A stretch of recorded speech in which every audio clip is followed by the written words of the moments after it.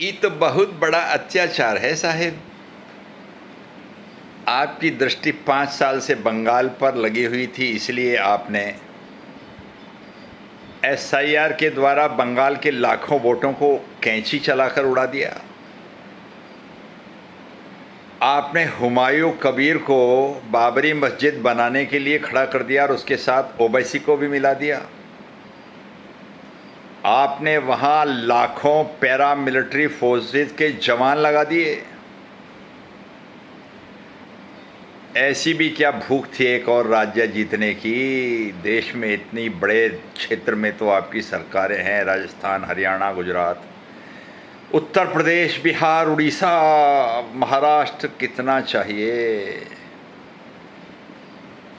अब ममता बनर्जी तो अंतर्राष्ट्रीय कोर्ट में जाएंगी साहब। नरेंद्र मोदी की सरकार को खतरा हो। अंतर्राष्ट्रीय कोर्ट होती है, क्या करती है? बांग्लादेश में क्या किया तो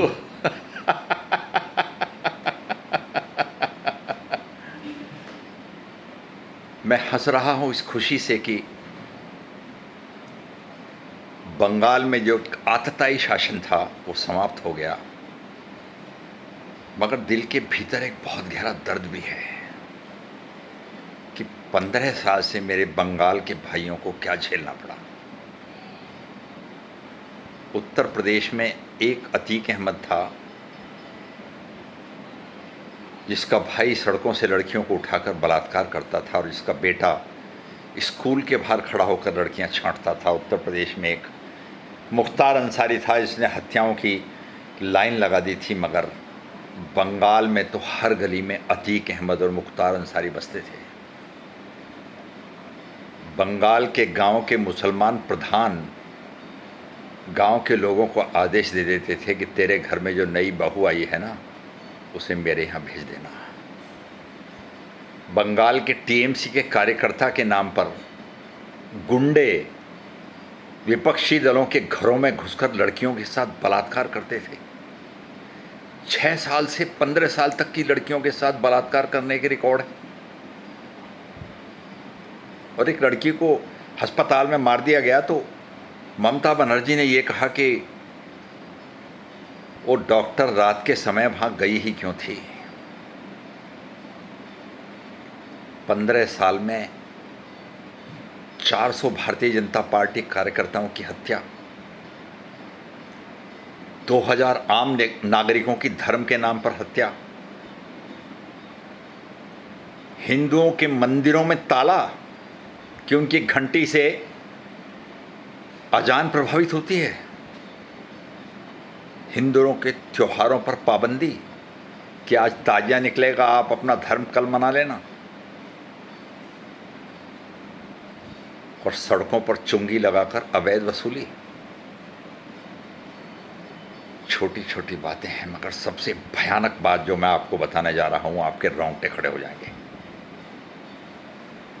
बंगाल, बांग्लादेश और म्यांमार के मुसलमानों को और रोहिंग्याओं को बंगाल में रास्ता देकर प्रवेश कराने और उन्हें पूरे देश में प्लांट करने का एक उद्योग बन गया था।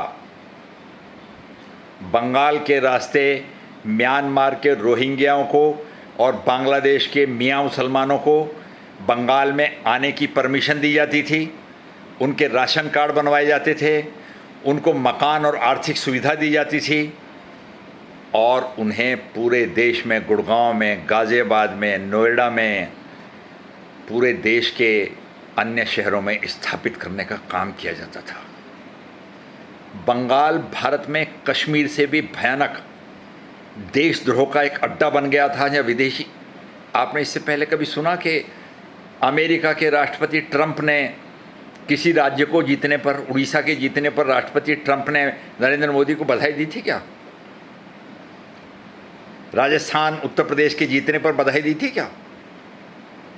आखिर अमेरिका का राष्ट्रपति तक बंगाल में भारतीय जनता पार्टी के जीतने से असहज क्यों हो गया? बंगाल पूरी दुनिया में राष्ट्र विरोधी शक्तियों का केंद्र बन गया था। किसी भी स्थिति में कितनी भी पुलिस लगाकर, कितनी भी मिलिट्री लगाकर, देश के कितने भी कार्यकर्ता लगाकर बंगाल को इस दानवी के हाथों से छुड़ाना बहुत जरूरी हो गया था। और एक बात समझ लीजिए, अभी कुछ नहीं हुआ है, अभी कुछ नहीं हुआ है।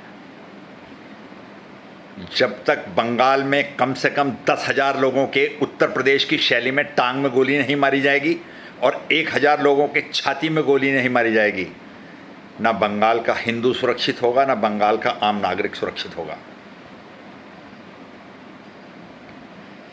नरेंद्र मोदी जी, अमित शाह जी, बंगाल की औरतें रो रो कर, आंखों में आंसू बहा बहा कर आपको दुआएं दे रही हैं कि आपने हमें एक भयानक शासन से निकाल दिया, जहां हम रात को सोते थे तो पता नहीं होता था कि कब 4 गुंडे घर में घुस जाएंगे और हमारी 12 साल की बेटी को उठाकर ले जाएंगे। और शासन और सत्ता वाले ये कहेंगे कि आपको अपनी सुरक्षा का खुद इंतजाम करना चाहिए था। 200 रुपये की साड़ी पहनती हैं ना आप। एक सूचना के अनुसार आपका भतीजा इस वक्त भारत का सबसे अधिक पैसे वाला राजनीतिक व्यक्ति है।